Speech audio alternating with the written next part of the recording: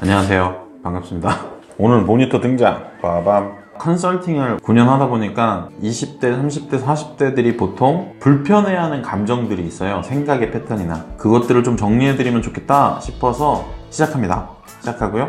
첫 번째는 의존 부분. 사람들은 의존에 대해서 실제적으로는 알지를 잘 못해요. 쉽게 말하면 그냥 기대어서 살아가는 사람들을 생각하시면 돼요. 그게 대단한 게 아니고 내가 스스로 무언가 결정하거나 선택하지 못하고 누군가한테 항상 묻거나 질문하거나 그 사람들한테 선택을 양보하는 거예요. 그거에 따라서 이제 결과가 나오게 될 거 아니에요. 그 결과 역시 회피하거나 책임지지 않거나 자기 스스로 인정하지 않는 거죠. 어떻게 보면 좋아요. 내가 할 건 직접적으로 없으니까요. 근데 이거에 따라서 만들어지는 문제점들이 있거든요. 그 문제점들을 이제 설명해 드릴게요. 잠깐만요. 카메라 설정이 이렇지. 잠시만요. 됐을까요? 빠밤.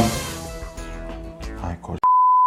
내가 이 선택과 책임을 미루면서 이걸 통해서 얻게 되는 경험이나 지혜, 지식 다 회피하게 되는 거예요.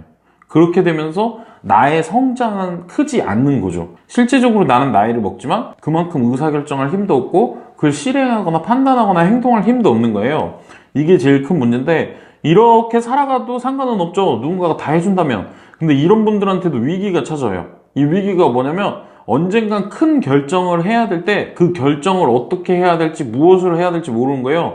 예를 들면 중학교에서 고등학교로 올라갈 때, 고등학교에서 대학교로 올라갈 때, 학과 정할 때, 진로 정할 때, 직업 정할 때, 결혼할 때 절대 내가 선택을 할 수 없는 거예요. 근데 이런 큰 선택들은 보통 사람들에게 조언을 얻어도 조언을 잘 해주지 않거든요. 그래서 이 조언을 해주지 않으면 그때서 나는 진짜 멘붕이 오는 거예요. 나 이제 어떻게 살아야 되지? 뭘 해야 되지? 왜 나는 이것조차 못하지? 라는 진짜 큰 멘붕이 오게 되고 이때는 굉장히 나약한 사람처럼 자기 스스로를 생각하게 돼요. 그래서 의존이 표면적으로 티가 나진 않지만 실제로 어떤 상황이 닥쳤을 때 내 멘붕의 큰 원인이 될 수 있어요. 이렇게 멘붕이 되면 사람들이 주로 선택하는 건 주변 사람들의 삶을 엿보는 거예요. 보니까 30대쯤 대부분 결혼을 하더라. 직업은 공무원이 낫더라.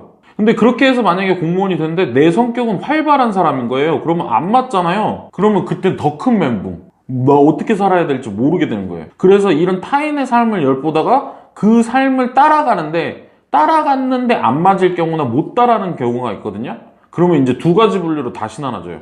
또 다른 멘토를 찾거나 그냥 그곳에서 힘들어하거나. 결과가 당연한 거예요. 따라가다가 힘드니까 멈춰서거나 또 다른 멘토한테 손 내미는데 성인이 되고 만나는 멘토들이 좋은 멘토들이 적고요. 그러다 보니까 자연스럽게 점쟁이라든지 뭔가 사이비 종교단체라든지 만나게 되는 거예요. 그리고나 나는 그 자리에 앉아서 슬퍼하거나 힘들어하거나 좌절하는 경우가 나오는 거죠. 그럼 결과 의존하는 시간들이 오래되면 어떻게 되냐면 이런 상태를 만나게 됩니다. 단순한 선택들도 내가 못하게 돼요. 그래서 어떻게 살아야 되는지 모르게 되는 거죠. 좀 더 나아가면 내가 원하는 게 뭔지 모르게 돼요. 나 이거 뭐 해보고 싶은데? 이런 생각들이 없어지는 거예요. 만약에 여기 듣고 계신 분들 중에 나는 원하는 게 없어요. 하고 싶은 게 없어요. 라는 사람들이 있으면 내가 의존적인가 아닌가를 확인해 보시면 돼요. 그게 제일 큰 이유의 항목들 중에 하나예요. 그리고 좀 더 시간이 지나가면 기본적인 욕구도 사라지게 돼요. 단순하잖아요. 내 인생을 누군가가 선택하고 판단해주고 대신 살아주고 있는 거예요. 그러면 난 굳이 뭔가를 할 이유가 없는 거예요. 존재의 이유가 없어지고 살아가는 이유가 없어지고 기본적인 욕구들까지 없어지는 거죠. 그러면 도대체 이게 왜 이런 현상들이 나왔느냐? 라고 생각해 볼 수 있겠죠? 원인을 잘 알아야 나를 이해할 수 있고 나를 이해해야 매 순간 잘 바꿀 수 있어요. 첫 번째, 원인의 첫 번째 이유, 난폭한 왕 유형이 내 주변에 있을 때예요. 난폭한 왕 유형이라는 건 뭐냐면 그냥 말 그대로 자기가 왕인 거예요. 그래서 너 A 하지 말고 B 해. B 하지 말고 C 해. C 하지 말고 D 해. 내가 선택할 게 없기 때문에 이 사람이 다 선택해줘요. 그리고 이 사람이 선택한 거에 대한 책임도 그 사람이 져요. 근데 여기서 더 나쁜 건 이 난폭한 왕 중에 선택은 자기가 하고 책임은 상대방한테 묻는 경우가 있어요. 이러면 이제 미치는 거죠. 그리고 이 사람은 기준, 무언가를 판단할 때 기준을 갖고 하잖아요. 그런 힘마저도 없어져 버리는 거예요. 두 번째 유형, 변덕쟁이 선생님 유형. 실제로 교육자, 전문가 집안에서 많이 나타나는 부분인데 선택과 결과를 다 평가해요. 너 왜 A라고 선택해서 B가 더 나은 선택이었잖아. 그랬더니 너 A라고 선택했더니 기억이라는 결과가 나는데 기억보단 니은이 낫잖아. 봐봐. 너 잘못했어? 안 했어? 실제로 이런 것들이 케이스가 하나가 늘고 두 개가 늘고 세 개가 늘고 네 개가 늘면요. 나는 이제는 뭘 어떻게 해야 될지 모르는 거예요. 그 사람들이 교수건 선생님이건 전문가건 의사건 이 사람들은 정작 본인들은 수없는 시행착오와 경험치를 가지고 멋진 기준이나 자신에게 맞는 선택 답안들을 찾아낸 거예요. 근데 그렇지 않은 사람한테 선택과 결과만 물려준다면, 기준이 없이 선택과 결과만 물려준다면 이 사람들은 계속 혼동되게 돼요. 실제로 그 결과는 우리가 살아가면서 많은 환경, 다양하게 만나는 사람들에 따라서 달라질 수 있는데 이거는 배려해주지 못하거든요. 그렇기 때문에 이 변덕쟁이 선생님 유형이 있을 때도 상대방이 이걸 나한테 멘토링 해주거나 내가 의존하는 사람이 아무리 전문가라도 본인이 그만큼의 경험 그리고 그만큼의 실수나 실패담이 없는 제 기준을 만들어가면 큰일 나게 되는 거예요. 세 번째, 다 왔어요. 힘내요. 내가 힘들어서 그래요, 사실. 세 번째, 선택을 했는데 그게 엄청나게 큰 실수로 작용했거나 큰 실수라고 결과를 받아들이게 되는 상황이에요. 난 별 생각 없이 자동차를 타고 가다가 엄마 과자 부스러기를 하나 던졌어요. 근데 그 과자 부스러기를 맞고 누군가가 큰 사고를 냈어요. 나는 과자 부스러기를 던진다는 선택을 했지만 실제 결과는 너무 크게 나온 거예요. 그때부터 아이는 가치관에 혼동을 와요. 내가 이런 선택을 해도 되는 걸까? 과연 안 좋은 결과를 만들어내면 어떻게 하는 거지? 이것 때문에 의존할 수밖에 없는 거예요. 누구한테 계속 체크하고 묻고 계속 체크하고 묻고 선택 못하고 체크하고. 근데 이 유형의 앞에 난폭한 왕이나 변덕쟁이 선생님도 이 유형에 들어갈 수 있어요. 실제로 아이가 한 건 작은 일이에요. 근데 이 변덕쟁이 선생님이나 난폭한 왕이 결과를 크게 확대 해석해 주시는 분들이 있어요. 이런 분들을 만나면 나는 별거 아닌 선택들을 하고 의미 없는 일이었어도 굉장히 크게 다가오고 위협적으로 다가와요. 이 위협 때문에 무서워서 결정을 못하는 거예요. 자, 여기까지 이해됐으면 이제 솔루션들을 알려드릴 거예요. 제일 좋은 솔루션은요, 다른 사람들이랑 함께 해나가는 건데, 생각의 습관이나 생각의 패턴은요 혼자 해결하기가 좀 어려워요. 유튜브 습성이 혼자 해결하려는 분들이 많아서 일단 그 혼자 해결 방식에 따른 것들을 알려드릴 거예요. 오케이. 첫 번째, 작은 것부터 하세요. 우리가 근육이나 뼈가 다쳤을 때도 재활 훈련을 하잖아요. 마찬가지예요. 작은 것부터 큰 것으로, 가벼운 것부터 무거운 것으로 횟수는 점차 늘려가는 식으로. 여러분들 스스로 선택을 해봐야 돼요. 어떤 것부터? 작은 것부터. 예를 들어서 의존도가 너무 높으신 분들은 스스로 메뉴 선택도 잘 못하세요. 저는 그렇게 얘기하거든요. 그 사람한테 가장 가서 맛없는 걸 먹어보라고 그래요. 그리고 그 다음날 내가 먹고 싶은 걸 먹어보라고 그래요. 똑같은 음식점에 가서요. 내가 정말 먹기 싫은 걸 먹으면서 그지 같아. 내가 선택을 잘못하면 이렇게 되는구나. 근데 그 다음날 내가 원하는 걸 먹잖아요. 그러면 알게 돼요. 선택이라는 게 내가 어떤 선택을 하느냐에 따라서 이렇게 내 삶이 조금씩 나아질 수 있고 변화할 수 있는 거구나. 이거 내 스스로 선택하는 힘을 길러야 되구나를 알 수 있는 거예요. 두 번째, 환경의 변화예요. 다시 말하면 내가 선택할 수밖에 없는 상황들을 만드는 거예요. 예를 들어서 의존을 하는 사람들은 기본적으로 전화기 또는 누군가한테 질문, 이게 습관이 돼 있어요. 그러면 전화기에는 내가 의존하는 사람이 엄마면 엄마 옆에다 치고 의존하지 말 것 쓰거나 행복한 얘기만 할 것 이렇게 쓰면 그 전화번호를 보는 순간 나는 경계를 하게 되는 거예요. 나 혹시 엄마한테 또 무언가를 물어보려고 하거나 내 지인이나 내 멘토나 누군가한테 내 스스로 물어보려고 하는 거구나. 그러면 경계를 하게 되는 거예요. 이런 환경 변화의 방법 중에 혼자서 밥을 먹거나 혼자서 예술 활동을 하거나 혼자서 여행을 하거나 이런 것들 너무 좋아요. 혼자 여행 거의 끝판왕 수준이죠. 한 15일만 여행 가보세요. 사실 더 가야 돼요. 더 오래 가야 되는데 15일 정도만 여행 가보세요. 아마 의존도가 높으신 분들은 갈 생각도 안 하실 거고요. 가서도 너무 힘들어서 돌아오실 거예요. 근데 의식을 살짝 바꿔봅시다. 내 스스로 모든 걸 선택하고 내 스스로 모든 걸 책임질 수 있는 시간이에요. 그리고 그 선택과 책임에 따라서 내 여행이 행복해질 수도 있고 불행해질 수도 있는 거예요. 기존에 내가 갖고 있던 패턴들을 다 깰 수 있는 거죠. 세 번째, 자기 의존이에요. 의존이라는 것은 결국엔 누군가한테 묻고 누군가의 생각을 따라하는 거잖아요. 나한테 물어보세요. 자기 스스로한테 뭐 하고 싶어? 뭐 먹고 싶어? 어떻게 지내고 싶어? 어떻게 살고 싶어? 자기 생각을 그냥 하세요. 너무 쉬운 거죠.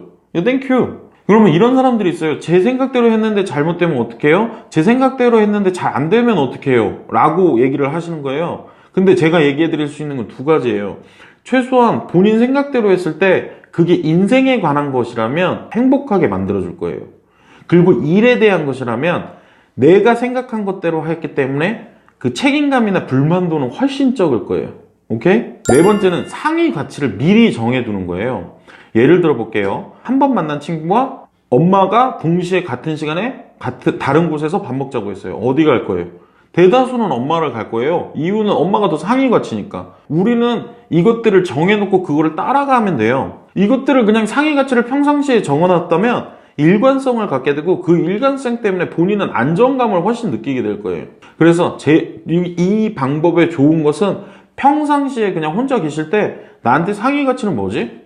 A와 B 중 난 뭘 더 좋아하지? 이 생각들의 유형들 중에 어떤 가치를 더 좋아하지? 라고 생각해 놓으면 되는 거예요. 오케이? 마지막으로 다섯 번째. 기록입니다. 기록.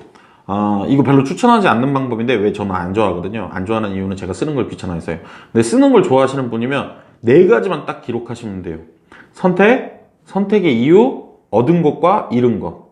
그냥 사각형 그려놓고 이거 그리시면 돼요. 이거 써놓으시면 돼요. 매번 선택을 할 때마다 이거 100개만 써보세요. 그리고 유형만 좀 찾아보세요. 이제부터는 내가 선택을 어떤 유형으로 하고 있고 무엇을 얻을 수 있고 무엇을 잃을 수 있는지 100개 정도만 써도 습관이 돼요. 그게 1000개가 되면 나는 선택을 정말 잘하는 사람이 되는 거예요. 단지 이걸 적을 때 얻은 것과 잃은 거에서 제발 물질적인 것만 적지 말아요. 나는 100원을 더 벌었어. 하지만 내가 치욕을 얻었어. 근데 치욕은 안 듣고 100원만 적어놨다면 내일 그걸 다시 봤을 때 이 선택을 하면 100원을 얻겠구나. 하지만 내 마음은 불편해지거든요. 잃은 것과 얻은 것을 적으실 때는 감정적인 부분까지 꼭 적으시면 돼요. 적는 게 싫으시다. 자기 전에 생각하는 버릇 하시면 돼요. 근데 이 버릇이 너무 생각도 많이 하시는 분들 있거든요. 딱 요 정도만 하세요. 내가 오늘 한 선택들 중에 잘한 것과 못한 것, 잃은 것과 선택의 이유, 요 정도만 해놓으시면 돼요. 그래서 결론, 내가 왜 의존하면 안 되는 것이냐? 의존했을 때 어떤 문제들이 생기냐? 이런 얘기들을 해드렸어요. 결국에는 언젠가 본인도 홀로서기를 하셔야 돼요. 한 인간으로서 완벽하다는 표현은 그렇지만 내 인생을 최소한 나답게 살 수 있어야 되고 행복할 수 있어야 돼요. 그렇기 때문에 내가 의존을 버렸을 때 얻게 되는 것들이 있어요. 첫 번째, 사람들이 그러잖아요. 인생은 무엇이라고 생각하십니까? 라고 했을 때 어떤 사람들은 인생은 선물이라고 생각해요. 라고 얘기하잖아요. 그 사람들은 알게 된 거예요. 선택이 그닥 어렵지 않다는 거, 선택을 어떻게 했을 때 내 삶이 바뀔 수 있다는 거. 그렇기 때문에 최소한 내가 의존도를 버렸을 때 인생은 선물이라는 걸 알게 돼요. 두 번째, 실행률이 낮으신 분들이 있어요. 어떤 사람들은 용기가 없다거나 실행을 잘 못한다라고 얘기하시는데 이것들이 개선될 거예요. 세 번째, 즐거우세요. 아프거나 힘든 시간들보다 좋거나 행복하거나 설레이는 시간들이 많아져요. 그러니까 만약에 자신이 의존도가 높다, 의존이 있다라는 사람이라면 진지하게 한번 생각해 보시길 바래요. 의존이 주는 영향 중 안 좋은 영향과 좋은 영향은 무엇인지, 그리고 내가 의존을 버린다고 하면 어떻게 할 건지 알려드렸고요. 무엇을 얻을지도 알려드렸어요. 이거 보셨잖아요. 뭘 하셔야 되냐면 그냥 침대에 눕거나 잠깐 좀 멍 때리세요. 그 멍 때리는 순간들에서 그냥 돌아보세요. 나는 얼마나 의존적인 사람이지? 방금 얘기를 듣고 나는 얼마나 찔렸는데 그럼 난 의존적인 사람인가? 난 누구한테 가장 의존하고 있지? 지금까지 내가 무언가 선택을 할 때 의존을 안 한 적이 있는가? 그냥 돌아보세요. 그리고 그게 정말 의존적인 사람이라면 저는 댓글 달아서 물어보시면 그것도 말씀해 드리겠지만 그냥 그렇게 하나둘씩 닦아나가고 내가 깨우치면 돼요. 그 깨우친 만큼 아까 5가지 솔루션 중 내가 마음에 드는 거 한두 가지 선택해서 하시면 되는 거예요. 지금 해야 될 건 그냥 누워서 또는 앉아서 잠깐 음악 끄고 또는 뭐 끄고 잠깐 명상이나 생각해 보는 거예요. 그냥 집중. 5분에서 15분이면 돼요. 알았죠? 저는 한동안 이 시리즈를 할 것 같아요. 감정 시리즈를 하면서 책을 할 건데 다음 시간은 거짓말에 대해서 할 거예요. 이 거짓말이 뭐냐면 개인을 정말 망치고 나를 잘 이해 못하게 해요. 그래서 이런 시리즈들을 계속 해가면서 우리가 보통 갖고 있는 생각이나 감정에 불편한 것들을 없애드리는 노력을 좀 하려고 해요. 구독과 좋아요 눌러주시고요. 저도 제가 이렇게 살 줄 몰랐어요. 하여간 잘 부탁드립니다. 바이.